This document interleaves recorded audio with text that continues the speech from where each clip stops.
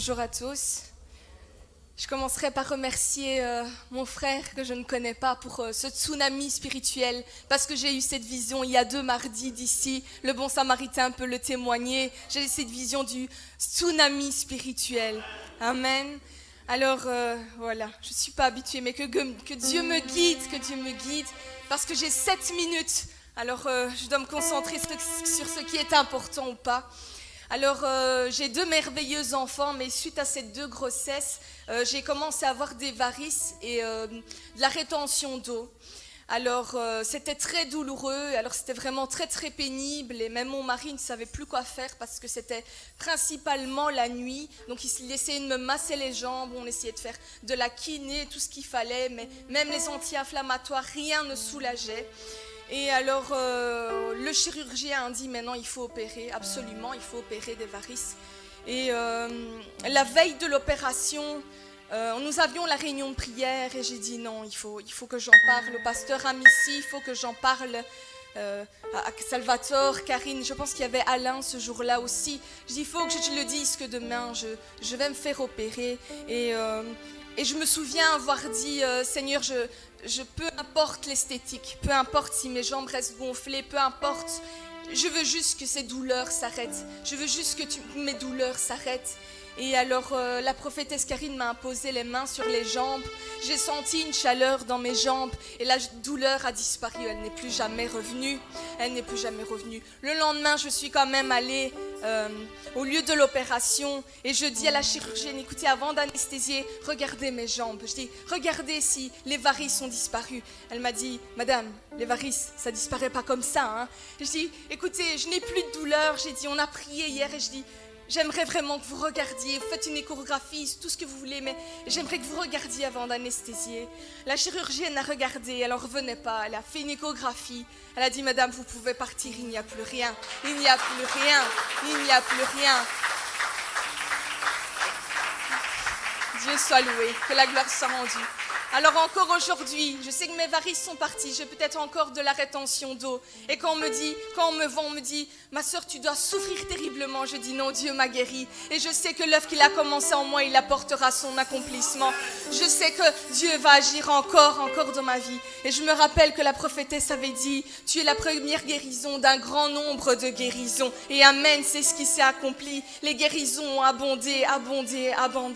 Et voilà, mon témoignage pourrait s'arrêter là. Mais je ne vais pas le faire parce que j'ai 7 minutes.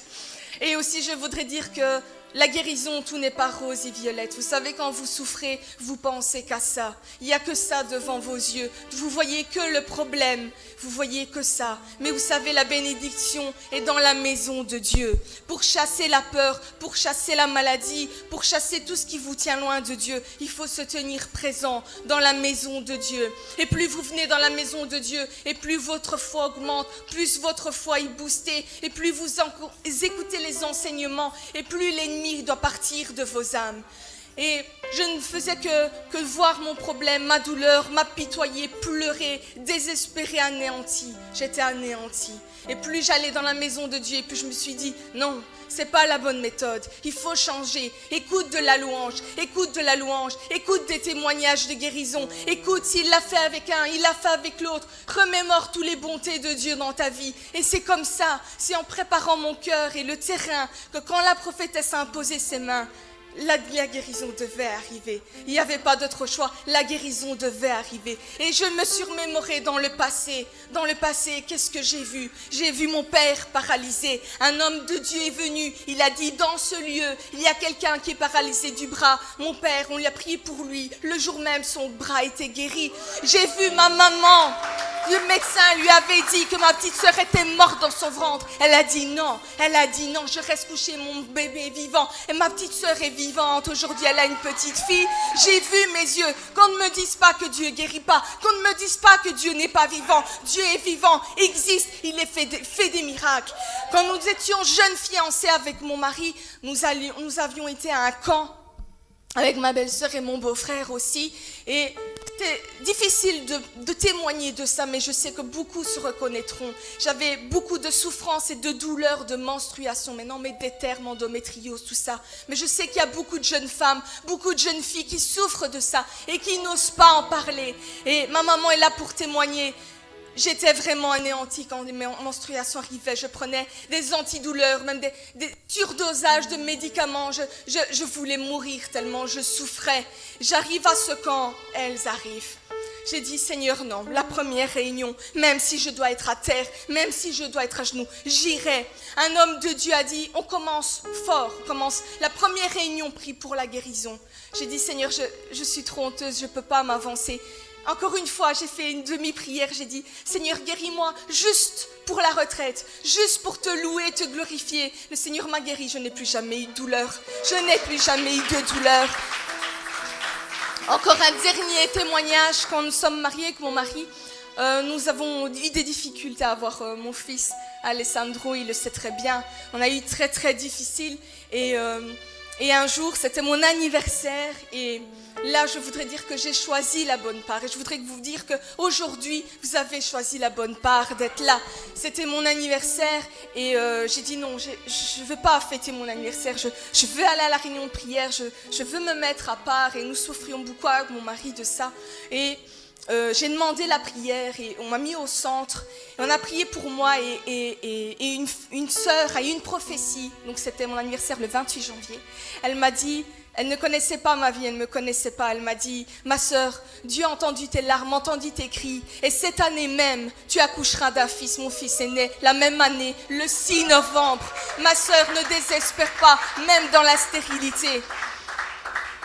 Je voudrais vraiment vous encourager, frères et sœurs, de vraiment choisir la bonne part. Vous savez, on est tous très très occupés, on a tous des vies très actives. Mes sœurs, vous savez comme c'est difficile d'être maman, de tout gérer, vous le savez. Mais comme dans la Bible il écrit, Jésus disait, Jésus avait été accueilli par Marie et Marthe s'affolait.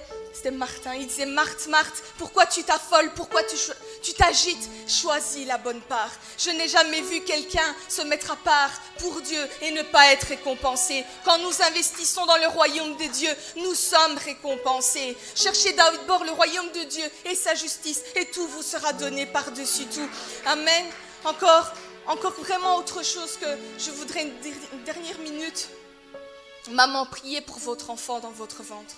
Priez pour votre enfant dans votre ventre. Quand j'ai eu mon fils, je l'ai dit, j'ai dit Seigneur, je te consacre mon fils. Je te consacre mon fils, qu'il te prie, qu'il soit ton serviteur. Et bien vous savez quoi? Il avait 1 an. J'avais fait mon test de grossesse pour mon deuxième fils, il était négatif. 1 an. Il vient près de moi, il me dit maman, bébé dans ton ventre. J'ai dit non chérie. J'ai dit, il ne savait rien, on ne lui parlait pas de ça. Le test est négatif, il me le dit une 2e fois, maman, bébé là. J'ai dit non, 3e fois, maman, bébé là. J'ai compris que c'était Dieu qui parlait à travers lui. J'ai fait un test de grossesse le lendemain matin, j'étais enceinte. J'étais enceinte. Je voudrais vous dire, comme l'a dit le pasteur hier, quand vous recevez un prophète, recevez-le en qualité de prophète et vous recevrez les bénédictions en qualité de prophète. Malgré que c'était mon fils, j'aurais pu dire c'est un enfant. Non, j'ai compris son ministère et je l'ai reçu en qualité de prophète et j'ai reçu la bénédiction de prophète. Vous voyez, le fait de prier pour vos enfants, même dans vos entrailles, ils manifestent leurs dons très très tôt, très très tôt, très très tôt. Et je bénis Dieu. J'aurais encore plein de témoignages, mais je vais m'arrêter là parce que Dieu soit loué, que Dieu soit loué.